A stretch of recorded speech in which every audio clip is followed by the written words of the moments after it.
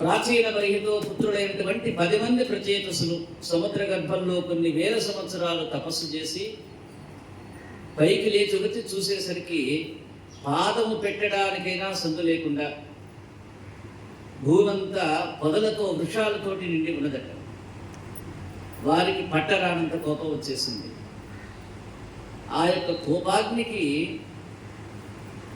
ఉన్నటువంటి వృక్షాలు, లతలు, పొదలు కాలిపోతూ ఉన్నాయి.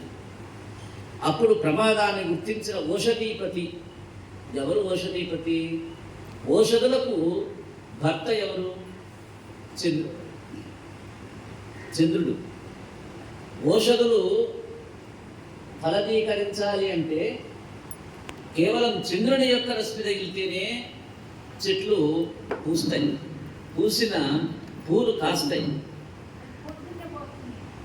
చెట్లు చిగురిస్తాయి. రాత్రి వాటి యొక్క శక్తిని ఉపయోగించుకొని సూర్యుడు వచ్చిన తర్వాత ఫలిస్తాయి. కాబట్టి